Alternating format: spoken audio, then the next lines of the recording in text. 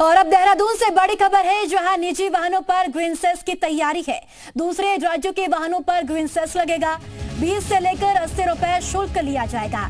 दोपहिया electric CNG वाहनों को छूट है और जनवरी से ग्रीन सेस लागू हो सकता है। तो बड़ी खबर देहरादून से आपको बता रहे हैं, जहां निजी वाहनों पर ग्रीन सेस लगाने की तैयारी की जा रही है। दूसरे राज्यों के वाहनों पर यह ग्रीन सेस लगेगा और इसका शुल्क 20 रुपए से लेकर 80 रुपए तक लिया जा सकता है। साथ ही साथ आपको बताते चले कि दोपहिया इलेक्ट्रिक और सीएनजी वाहनों को छूट रहेगी और कहा यह जा रहा है कि जनवरी से ग्रीन सेस को लागू किया जा सकता है।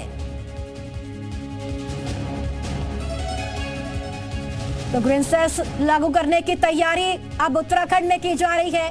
आपको बताते चले कि दूसरे राज्यों के वाहनों पर यह ग्रीन सेस लगेगा और इसके लिए 20 से लेकर 80 रुपए तक का शुल्क लिया जाएगा।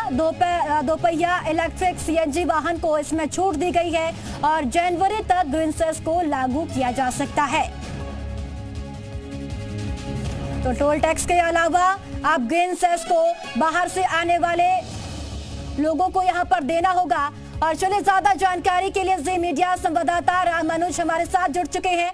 रामानुज, निजी वाहनों पर ग्रीन सेस लगाने की तैयारी अब की जा रही है, यहाँ पर कब से ग्रीन सेस लागू होगा, क्या जानकारी मिल पा रही है? ग्रीन सेस को लेकर के परिवहन निगम की तरफ से एक तैयारी अपनी बन रही है। किस तरह से ये जो दूसरे राज्यों के वाहन आते हैं उन पर लगाया जाएगा और जिस तरह का अभी तक का ड्राफ्ट तैयार हुआ है उसके मुताबिक दिसंबर के आखिरी सप्ताह में ग्रीन सेस को लगाया जा सकता है।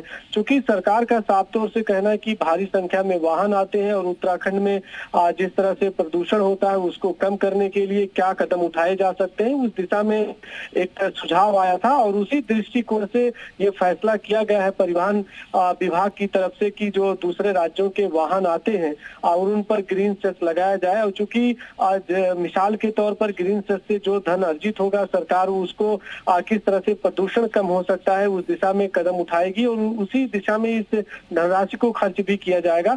तो इसी महीने के आखिरी सप्ताह में तैयारी चल रही है जब प्रदेश में ग्रीन सेस को लागू किया जा सकता है। जी चलिए ठीक है रामानुज, बहुत शुक्रिया आपका जानकारी साझा करने के लिए।